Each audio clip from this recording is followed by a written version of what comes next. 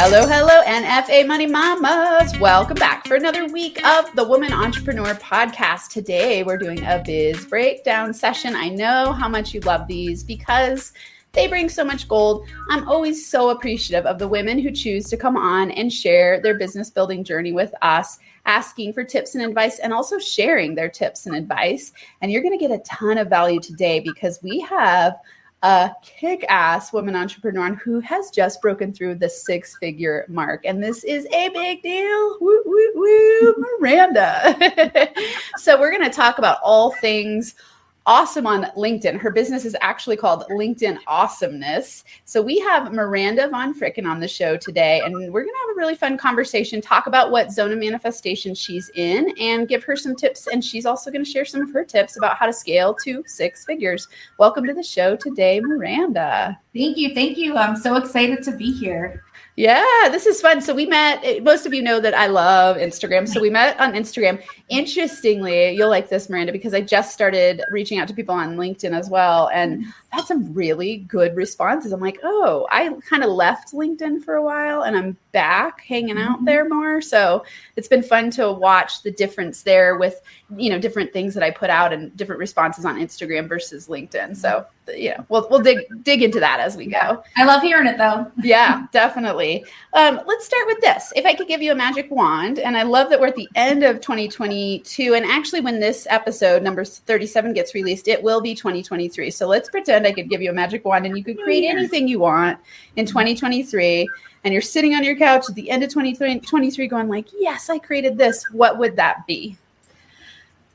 So many things, but I'll keep focused, right? So in the end of 2023, I would like to be sitting on my couch with a fire roaring, and I can say to myself that I took the entire December off because I front stacked my awesomeness in the beginning of the year. And I was just so systematic and structured and just focused that I was able to hit my goals prior to the end of the year. So December can be a complete relaxation. Love that. Dang, that's good because it aligns so many goals throughout the year, right? And it keeps you really focused and in action throughout the year. Okay, that's awesome. That's a fun one for us to look at. How long have you been in business? So I had a side hustle. It's been up for about like 10 years. And then it's been the last 4 years, it's been full time. So I was in corporate America doing a side hustle, speaking and coaching. And then after a position elimination, I took it full time. Wow. Okay. So it was somewhat by choice, also by circumstances. I think the universe helped me out there. Yeah. Yeah. I love how that works because I hear that from so many people. I call it the curse of the comfort zone when you're pretty comfortable in your cush job and you're like, hey, I'm getting paid pretty well, yet it's not the freedom I want. And it's hard to take the leap when you're really comfortable. And so you're going to laugh. So that not only is that true, but I was position eliminated 4 times in a row, 4 different organizations in a matter of 3 years. And I remember after the third one, I said, all right, God, I hear you. If this one doesn't work out, I'm going full time. And it was just fear that held me back, comfort zone, 401k, all that stuff, right? And then after 4 months at that last job, they sold the company, got rid of all the newbies. I was one of them. And I knew it was coming anyway, but it was nice to know that I had given it my all at the organization. And then it just wasn't meant for me. And I knew it anyway. I just wasn't listening, right? Yeah. So when the universe knocks, you don't answer, it will bust down the door. It keeps knocking, but the knocks get louder and harder. I had on a mastermind the other day. It was so great. One of my women said, that's like the universe hitting you with a 2x4. Seriously. And it does feel that way. And it really is when you're on. This is what's really cool actually about manifesting is that when you're on track in a direction that you say that you want to go and your subconscious is aligned, but you've got some fear going on, it might take you a little bit longer, but the universe will keep knocking you down to get you into alignment, which is the opposite when you're doing things that aren't aligned.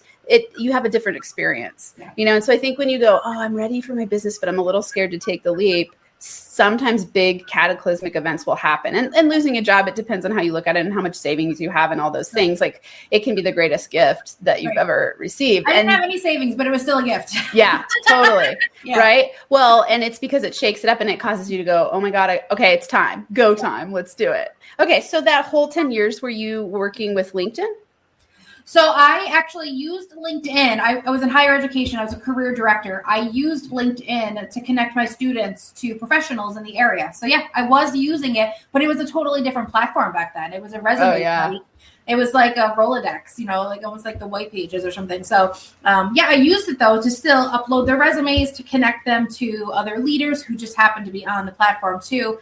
And then after that, I transitioned into a tech organization where I did a lot of talent acquisition. So I utilized LinkedIn for recruiting purposes and to create a brand for the company to magnetize them, essentially, to draw in more employees, potential employees. And from that point forward, I started actually creating my own personal brand. People were attracted to my energy on the platform, and it was different. Nobody was really doing anything like fun or taking photos of the organization and the culture and sharing their experience about the organization. And people would literally come to my page and see what we were doing that week. Because I was in HR, so we did a lot of cultural events and stuff. Although I was still trying to recruit, but I used the other side of what we were doing to draw them in on LinkedIn. And then LinkedIn came to visit me, actually, at my organization. They said, "What are you doing over there? Your followers are growing very fast." And we started buying ads as the organization. And they wanted to see what I was up to. So it was pretty cool. They came, they visited, I got all the swag. And then from that point forward, I was like, all right, I'm going hard. Yeah, and then LinkedIn's my jam. Business. Yeah. Wow. That's a cool story. I love that. So I'm curious, what did it take growth wise for LinkedIn to notice you at that point? I only had 4,000 followers at the time. Okay. It wasn't even a lot, but back then, so that was probably in 2017. Okay. Back then, it was like 4,000 was a decent number, right? 4,000 or 5,000 people. It's like, wow, that many people. I didn't. I was probably trying to recruit that many people. Yeah. Yeah. I knew some of them, of course, coworkers, stuff like that, but it was growing and they were just curious. And I was sharing my experience on the platform too, which they really liked.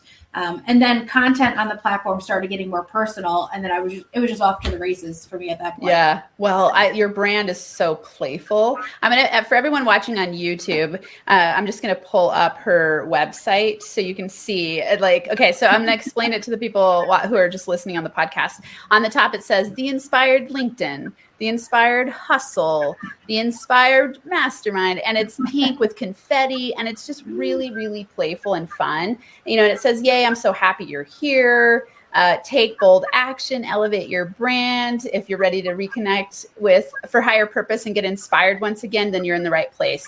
And you can just see Miranda's personality shining through. I really love that. So good.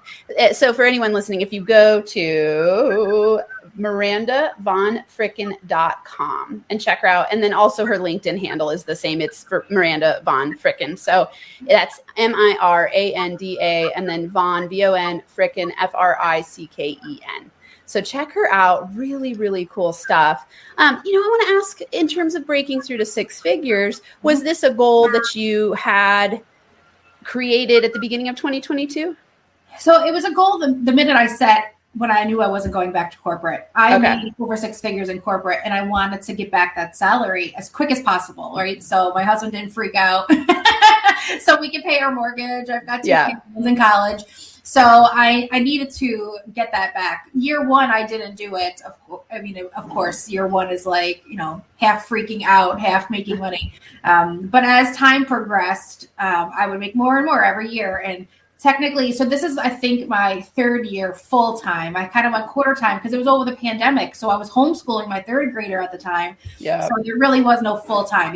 There was no other corporate job or any other salary coming in. So it was just my business for me. But this is actually the second full year of legit full time. Right. Okay. So, but full time to me, I'm still only working 30 hours because I create my own schedule. I do what I want. Yes. And I don't want to work all the time. But yeah, so this was the first year I hit over six figures it's December 20th right now when we're recording, but I hit this in early November. Nice. So, and I didn't plan to take the month off. It was just like, I probably could have done that, but so that's why it's my goal for next year. Yeah. But it was the first time I hit over six figures and I beat my salary. And I just think it's just finally like almost like legitimizes myself as a business owner that I can, pay myself what the big boys paid me. Yeah, I'm curious how that feels. My audience knows I went from food stamps to six figures in my first year of business, and I killed myself to do it. Like that first year, I hustled. And it was really, I put the goal out there at the beginning of the year that I was going to do it. And I was far into the year and it was not looking like it was going to happen. I was like, oh my God, I don't know what I'm going to do. But I just kept trusting and doing what I was doing. And I ended up with a joint venture that brought me a whole bunch of one-on-one clients. Nice. And so it worked really well. And I worked hard. And so every year I've worked less and worked less and worked less. And I haven't increased my income my overall income much, but I've increased my payouts because I work less and make more. And so it's been an interesting journey of learning that process of working less. So I love that you said you reverse engineer and design from that place of going, hey, I work for myself. I'm going to work 30 hours a week, not 60. Were you working when you were in corporate? Were you working a lot of hours or was it? 40? Not really, just like 40. It was human resources. So we were pretty much like, we'd like to make sure people weren't working crazy hours. And I was salaried. So, and I'm such a sass pants. Like if they were like, Kitty, work 5 extra hours, I'd be like, sure, but I'm going to take it off from next week or something. Like I like my life better than I like working for somebody else. Totally. Yeah. Have you found that when you're in your business, because you enjoy it, you want to work more? Do you notice that at all? I do notice that. I'm definitely the one. We're going to Disney for the New Year's, and my husband's like, "Are you bringing your laptop?" I'm like, "That's a silly question. You know I am." Like, yeah. But there's definitely parts of my business I'll batch ahead of time, so I'm not going to work full time. I'll get up in the morning, do my morning routine. Yeah. I have some events that I've already booked before we booked Disney, so I have to do those. And I host a monthly networking call, so I'm not going to skip that 1 month because, I'm near a palm tree, so I might yeah, you're like, hey, I'm in an awesome, fabulous place doing this.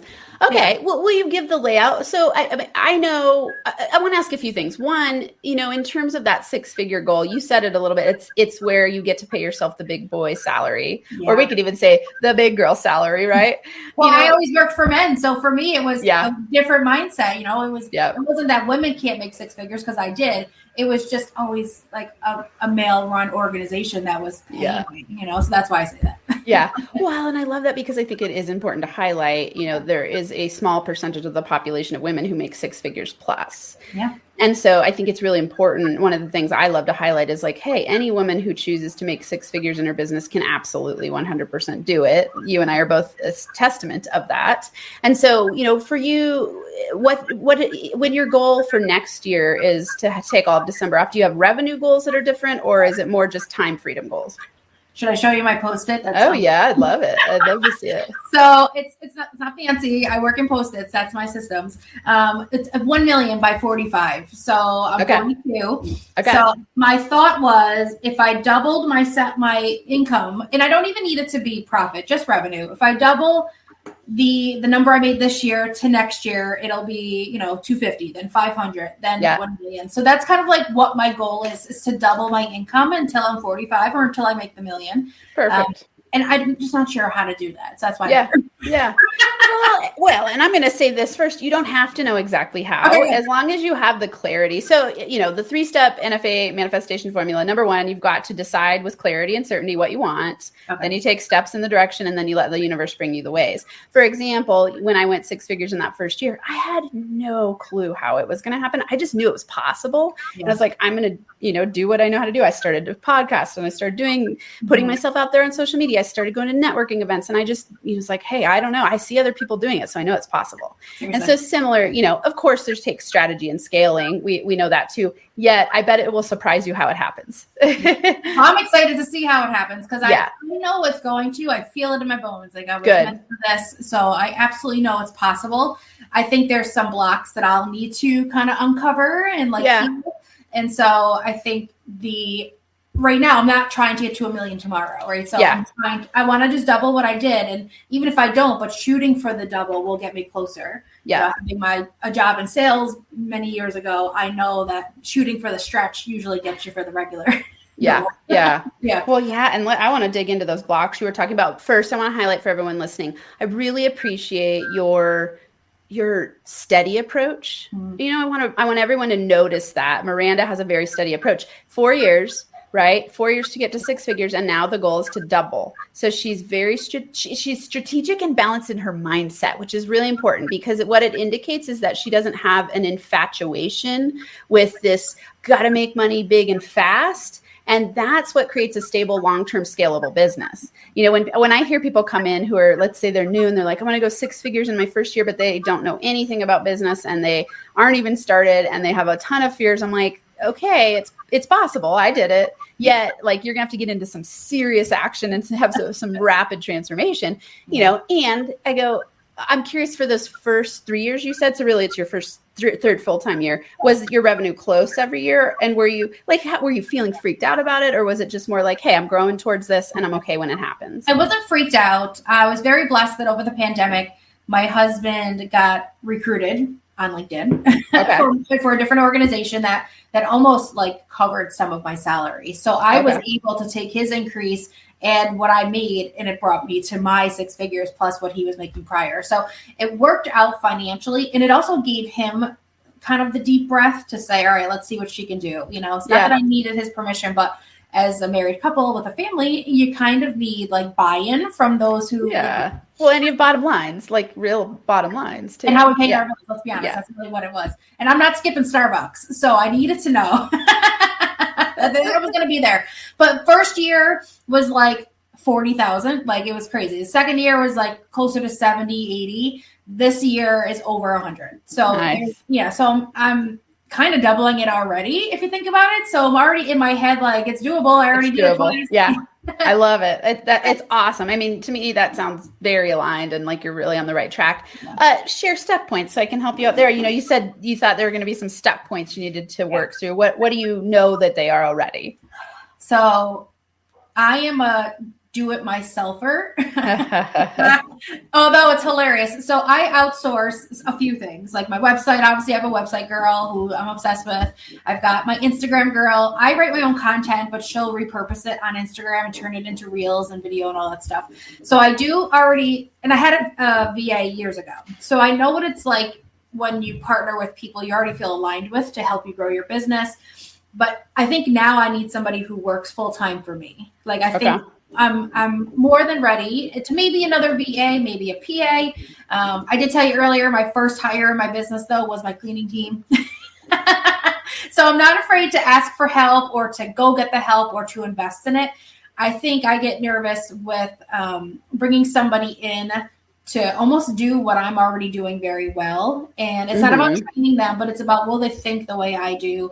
Will they catch what I catch? And I had a team in corporate, so I know it's a long journey to getting people where you want them, and I almost don't have time for it. So the stuck part is kind of getting over it. I'm not that cool. Bring somebody in who could just make it better, Yeah. So I think something that's important in delegation is for people to do the drop ad list. I don't know if you've done this before, but it's write down everything you've done in a week. Yeah. And then write down what you love to do, what you don't love to do. Obviously, the don't love to do are going to be the first things to drop, automate, delegate. Right. And then the things you love to do aren't the things, don't drop them, right? If you love writing your own content, keep going because that's what's being magnetic for your business. Yeah. Yet there are some things, the way I like to think about it is if someone else can come in and do something up to 70 to 80% as well as you, and you can pay them a lot less than you would pay yourself, then it's a great delegation position. That makes sense. Right. Yeah. And so you want to be thinking, okay, if I brought someone in, you said it makes you nervous to bring someone in. What I read in the subtext was you're nervous to bring someone in because they won't do it as good as you do. And it takes a lot of time to train them. So some scarcity thinking there. There is, and I've kind of gotten halfway through the fear of it because my business half of a big leg of my business is creating and managing other organizations and people's LinkedIns. So they hire me for me, right? My energy, what I bring to the table, my knowledge. If I were to bring somebody else in, I mean, I know people have teams. Who cares, right? Like I'm sure my 2 girls have teams too that are helping them out, and it's not a big deal. I think I am a little stuck on, will it not be as good because it's not me? So what I kind of thought I would do is have this person I bring in work on my brand, my business, and I would continue to work on my clients. So yeah. Okay. And so that's interesting. What streams of income do you have coming in? Of all of them. No, I'm kidding. Probably more than I need, but I did cut it down a little bit though. So I manage 6 organizations, LinkedIn pages, and presence. So there's 6 plus my own 2, my personal one and my company one. So that takes time. I'm a speaker and a workshop host and trainer. So I will go to conferences, organizations, different teams will hire me to train them on LinkedIn, how to use it, how to create sales, all that stuff. So training and speaking. Okay. And then I have a mastermind for female entrepreneurs. Masterminding was the first leg of my business when I started. I was a life coach and I did mastermind. So I feel like the masterminds are just where my heart's at. So I have that. And then I do one-on-one coaching and LinkedIn profile creation and optimization. So those are more one-offs because usually someone will come in and that can afford my services will tell me just to do it all until they become the page manager, and I will then create and optimize their pages and profiles anyway. So literally the 6-figure business is page management, LinkedIn page management. And then talks and workshops have potential to be the next 6-figure, and then coaching can be, close to that. Yeah. Well, and I want to think for you about where scalability is possible, where it's not you putting in more hours, because then it's like, I don't want you to have the mentality to double. I've got to double my time. Right. Obviously that's not going to be a business you want to create. Like you. Yes. Yeah. So in that, because you're going to be the speaker trainer, you can't replace that.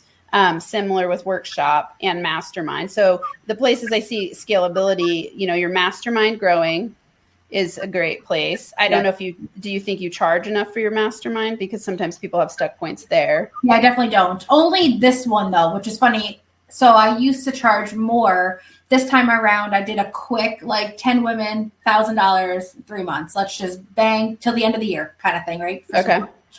And it worked. It was awesome. I think though, as I roll into the new year, because I'm enjoying it, I'll raise the prices. And for anyone else coming in, we'll get the new prices as well. So that's that I know I need to raise. My one-on-ones I think are decent. LinkedIn management is decent. And I would like to make more speaking, but I know that comes in time. I've made as low as 2,500, as much as 10,000. So if I can get more of those 10,000 ones, then I'll be all set. Yeah. Okay. And is there a way for you to just eliminate anything less than 5 or even anything less than 10? And that way you free up time, so it's a challenge yourself to go, I don't do speaking gigs for less than 10K anymore. And it creates in your mind that professionalism, and it also attracts the 10K people because you just go, hey, I don't do $2,500 gigs. Most people will come up and it will cause you to exude a different energy around it. That's true. I said no to a few this year at the 2,500 or less mark, and it felt sassy, and I liked it. Yeah. I didn't like losing. It probably could have been 10 grand total, but it made space maybe for another LinkedIn page management, which is 20 grand at the end of the year, so it, Yeah. Well, and think of it this way too. It takes just as much energy to get one speaking gig as it does to get 4. And you got to get 4, and the amount of time you put into 4 versus 1. And so you go, oh, okay, I'm just upping my price. Here's where we go with it and see what happens, because that is going to free up a lot of your time. Are they generally, for those speaking gigs, what's the structure? Is it like a keynote or is it a workshop? So I do both. So for the conferences, they're technically like keynotes, but really expressing how valuable LinkedIn is to their organization and what they can do with it. So they're taking notes, and I'll do a handout kind of thing. Yeah. I have done smaller groups, workshops, where they're actually changing out some of their profile. They're testing out some DM stuff. So I mostly do keynotes that happen to have a workshop component. Yeah. bigger because of the audience size is usually bigger. Yeah. The smaller ones I'll do like for sales teams or marketing and recruiting teams. Okay. They'll call me in to do something smaller. Okay. And they're all in person or okay. Or Zooms, but yeah, most of them are in person. Okay. Okay. Awesome. So if it were me, I'd be thinking about, okay, how can I create speaking that's 10K or more and then be shooting for a couple 25K gigs? I'm down. Yeah. Because it'll really boost your revenue, right? Yes. And then just go, it's kind of like when you quit smoking. Have you read James Clear, Atomic Habits? No, I'm reading it now. That's funny. Oh, okay. I love it. Awesome. So he talks about identity transformation, and that's how you really change. So it's like when someone says to you and you're trying to quit smoking, like if they say, do you want a cigarette? You say, I'm trying to quit smoking versus they say to you, do you want to smoke? And you're like, no, I don't smoke. Right. So for you, it's the identity shift is, I don't do gigs for $2,500. I charge 10,000 or more. And so just start shifting your identity to that and see what happens so that you can scale there, because that's one of the easiest approaches for you. You already have the knowledge to get the speaking gigs. You have the community, you have the network built, you have it sounds like all the even worksheets and program built. So then it's just up leveling your mindset around it and looking for gigs where you could create 10K to 25K of value. Right. I think that's where, so when you just said looking for, all the stuff comes to me. Like that's great. I'm not trying to be sassy, although I am. I definitely create my visibility, my brand to magnetize people, and which is awesome. That's really what I train people to do. I don't go out seeking, and I think that may be where I need to change in 2023 is to go find the big. Well, and here's how I want you to think about, because yes, that is what NFA money is all about, is magnetism, right? Like I just wrote a book called I'm a Money Magnet, and I teach law of attraction, money manifestation, and so magnetism is awesome. And you always want to be playing with client attraction and opportunity attraction, yet in ways you want to be thinking about how, when you're taking a step to start growing your speaker platform, you're just taking the step. You'll still magnetize the opportunities, but you're being more direct in your approach, and it creates different opportunities, especially if you go out at it with the intention of, I'm looking for $10,000 to $25,000 gigs, and you just set your intention and start doing it. I think you'll be shocked what happens very fast, because you are super magnetic. Thanks, Kara. Yes. That's awesome. So I would start there. I would focus on raising. Do you think it'd be possible to double your price of your mastermind? Oh yeah, absolutely. Okay. So double there, charge more for speaking. Okay. This LinkedIn page management, I want to see. So you do that yourself? I do. Yep. Okay. So I would say that's definitely where you could use a team. Would it be possible to oversee a team? Because if you can't scale, if you're the only one doing it, you're not going to be able to scale doing more of those. And if those are a good income generator, you said it's around 20,000 per. Yeah. So it's 4,500 a quarter. So it's 18,000 a year, but I also charge like an onboarding to do their profile and their page design and optimization. Okay. Essentially 20 grand for the year. And there is, so I don't want to scale to an agency. So there's definitely like, so it's at 6 figures, essentially that part of the business, right? So if I could just keep that steady and bring on someone to maybe create some of the content where I edit and tweak or give direction, I think that would work out. Okay. Yeah. So what I would do there, and this goes for anyone listening, whenever you have like, let's say one project that's already going pretty well, but that you've been doing it all yourself, what you want to do, just like in time blocking, you want to write down every single thing you do for that project. So take one of your clients that has for the page management, write down every single aspect of that part of that project, and then start writing down where is possible to delegate. So just write a list next to it where it's like, it absolutely must be you versus it could be delegated out. And then ideally, even if you found someone, and this is what's interesting in delegation where people get scared, is even if you found someone who took half of the income from the project because they're so good at it, you still then have the opportunity to bring on more projects. Right. And it frees up a lot of your time. Now you have those projects running smoothly while you're getting 10 to 25K gigs because it's freeing up so much of your time. Now you see how that starts to get scalable. So you've always got to be thinking, where can I replace myself in a way that keeps my brand, you don't want to hurt your brand, of course, and your reputation. So you're hiring a kick-ass people who are in it for the long haul. And that's another important thing when you're delegating. You want to remember, I'm not just getting, and it doesn't sound like you are, it sounds like you have you're good at hiring the right people. Yeah, so pay attention to that. Right. Do you feel like you're good at that? Yeah. So it's funny. I typically will bring on people who, I think I want to bring on people who are like me, but I end up bringing on people who complement. Okay. More so.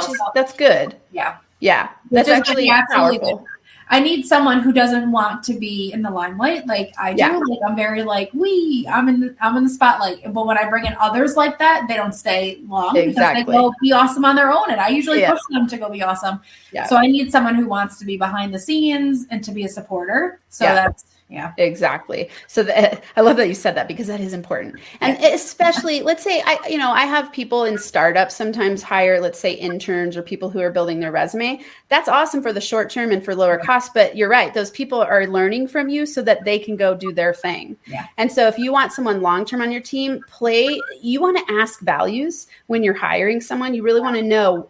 And I always ask when I have people come on, like, check out my website. Why do you want to work with me? What do you like about it? Listen to some of my episodes, like show me why you'd be a good candidate for this. And I'm looking for exactly what you're talking about. I don't want someone who's coming in and like stealing all the NFA money stuff. And then, I mean, stealing, that's a strong word. Yeah, I know. Learning it all and then going and doing their thing. I love, like, those are my clients. That's not who I want to hire in my business. My clients are the people who I'm like, yeah, learn everything you can from me, take it and scale your business powerfully. The people I delegate to, I want them to be all about Team NFA money and growing at Team NFA money, right? And so they're going to need to balance me out in the ways that I'm, let's say disorganized and chaotic because it's not in my zone of genius. It needs to be their zone of genius to do those things. Does that make sense? Absolutely. Yeah. So I like the Colby assessment, honestly. Yeah. And I'll probably do that with whoever gets like closer in the running. I think in January I'll put out a job. I already have like a list of things I need them to do, so I know what's coming. Like it was the first time I made that list, there was something I had to do, like make a podcast sheet, and I didn't want to make a podcast sheet. It's been on my to-do list for months. Yeah. And even my website girl's like, I'll just do it for you, and I'm like, no, I'll do it. Isn't that funny? Okay, those are the things to delegate, right? Anything that you notice yourself hesitating on, procrastinating.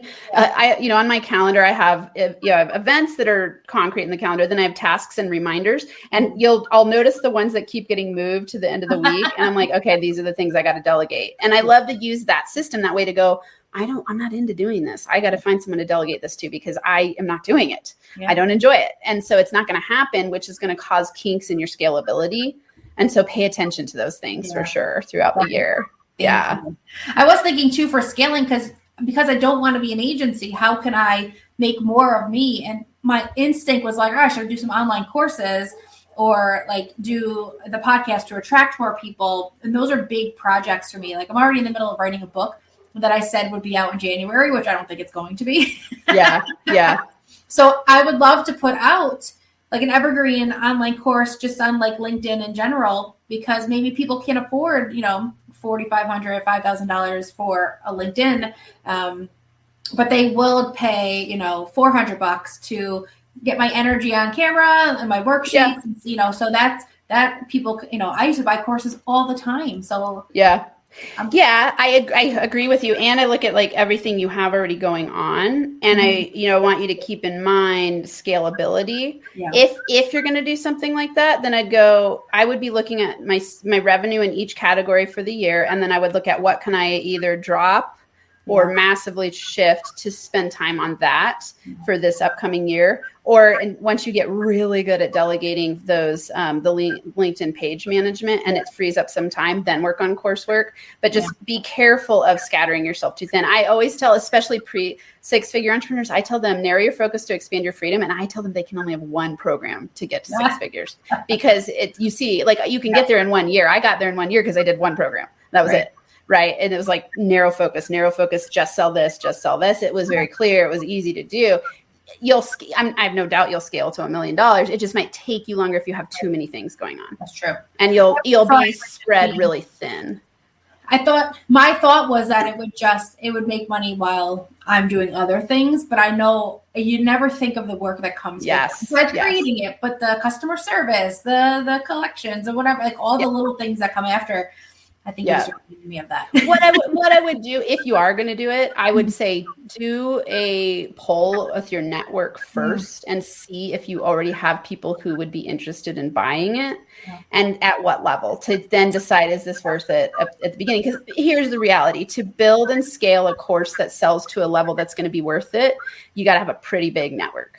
Or a way to run ads effectively to get people in, which means the nurture system needs to be good to get them to convert to buy it. So you got to think about all those things before you create it. Because I think a lot of people have that dream of like, I'm going to make money while I sleep with an online course. But you've got to have a lot of systems in place and a lot of traction and be really damn good at copy and have enough people to buy it. Then absolutely doable. It's just not the first way I would do it. Yeah. And I would make sure you have a lot of delegation stuff going on before you add another thing to your business. Yeah. Yeah. Right. So, and I agree with you. Passive streams of income are important. I think if it were me in your position and with what you already have created, I would up the speaking first because it's the highest dollar, easiest payout. And then I would use that money to delegate some of the LinkedIn page management. And I would start to build up more of that, double my mastermind, build that in 2023. And then the following year, go like, okay, now how can I create a course over the course of the year, something along those lines, in the Zone of Manifestation roadmap. So for anyone listening, when you go back to episode number 3, it's the Zone of Manifestation business scaling roadmap. And there's 4 zones. The first is manic imposter zone. Miranda's definitely not there. That's typically startup phase when you're like, oh my God, I'm so excited and I have no clue what I'm doing. Number 2 is the over deliver and undercharge zone. This is where most people are stuck before they break through to 6 figures. Then we go into zone 3, the value yourself more zone. I definitely see you there. And big time in zone 4 as well, which is zone of manifestation. Zone of manifestation is where everything's flowing. You're charging what you're worth. You're hitting your revenue goals. Things are coming to you easily and it's really scalable. So I totally see you between those the 3 and 4. Just don't get stuck with the over delivering and undercharging part. Like a lot of people, I think as entrepreneurs, because we're creatives, we love to create and it's fun and it's exciting, especially to create something new. And then we go, oh crap, I have 7 things out there and I'm frazzled. Right. And so I could see you falling into that trap if you're not careful. So just stay focused. Always remember, in my book, one of the affirm mantras is narrow your focus to expand your freedom. So it's always, I narrow my focus to expand my freedom. How can you narrow your focus to expand your freedom? So if you are great at it this year, you get really good at delegating and you delegate stuff off your plate. And then you go like, now I've created time to create a course. Now I add the passive stream of income. I finish my book and I start focusing in that direction. Awesome. Just don't do it and unless you're, I would say, don't get yourself into a position where you're frazzled. Yeah. I think delegate may need to be my word for the year. Yes. Fear. Definitely. Delegate and up-level prices. Yeah, definitely in the speaking and mastermind area. The mastermind was such a fluke. It normally isn't that cheap anyway. I took a break from masterminds for a while and I thought just to get 10 women quick. It was super easy. Just get them in, get the testimonials, and then sell the next time. I wasn't even sure I would do another one, but this one's going so well, and I'm really I forgot how much I loved it. So. Here's a fun idea. I just came up with the idea for you. Okay, this is what you could do. You could double the price of the mastermind, get 20 women in there. Or is it you work with women or men and women? Yeah, women. Okay, so get 20 women in there, record it, get their permission, and then use that as the course. Oh, yeah. So that you have a double, and I've done that before too. Like I've recorded workshops and then do them as paid for DIY courses. That's so true. So that's funny that you say that because I just gave that advice to someone, like just record your webinar. You're doing all these webinars. Why aren't you recording it and selling it for like $29? There you go. Yep. Yeah. So then structure it in your mind. Okay, I'm going to create this as a course. So before you create the next round of mastermind, think of it from that perspective. And then you have all the work done already and you're making money to create the course. And then you have an evergreen course. Yeah. I love that. Who doesn't want to make money while they're exactly. Make money while you're making money. I do. Yes. I love it. Okay. Awesome. This has been amazing. What's one key takeaway, one action step you're going to implement after our biz breakdown session today? Just the one? Are you kidding? Okay. So I'm definitely going to now claim that I am a $10,000 speaker. So no more of the little chump change. So sorry to anybody who wanted to hire me before. Get your budget up. So I'm definitely going to do that. And then I'm going to start to figure out how to record like the masterminds and stuff like that, so I can turn those into something. Because if I keep obsessing over wanting residual or extra income while I sleep kind of thing, like it will take away my energy for other stuff. So I have to kind of check that box, even if it's something, low tech, like just recording my webinars. Yeah. Oh, I want you to implant this in your mind, and everyone here. Some of the best courses I've ever taken and created, exactly that. It's recorded. It's on Zoom. It's not high tech. People care about the information. They don't care about the high tech part of it. I mean, I've taken some courses where I have gotten so much of it, and literally it's just someone sitting at their desk. It's like decent lighting, exactly in the setting you're in right now. Great. You don't need to do anything more than that. It's more about the deliverables that they get and what they, this. And so just, I think that's a great way to go. I often think that about my keynotes too. Like, I do a lot of LinkedIn personal branding and self-leadership. Those are my main keynotes, the three leaders I speak in. And every time I'm like, well, that should have just been recorded so I could turn that into a course, because you have the crowd, the audience, So, great. I'm glad you came up with that. So here's another thing you could do. Pay for a videographer to come to an event. Just get the permission of the people who are paying you to do the workshop. Have the videographer do the entire event. Turn that into a course.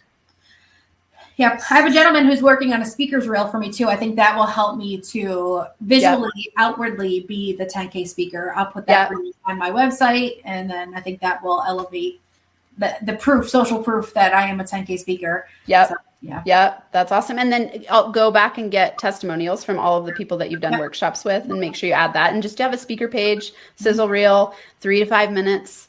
And then start promoting yourself in that way. And you can even have a VA who does the speaker outreach for you. I've got a ton of great resources if you're into that. I'll put a couple of resources.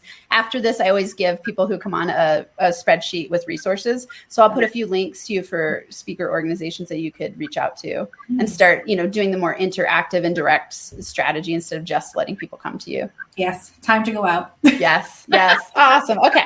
Remind people where they can find you, because she is the LinkedIn master of awesomeness. I am. So LinkedIn is where you're going to find me. I live there. I swear that's my address. So go to LinkedIn.com and just search Miranda VonFricken, or you can search LinkedIn Awesomeness. You'll get my company page, which will lead you to me.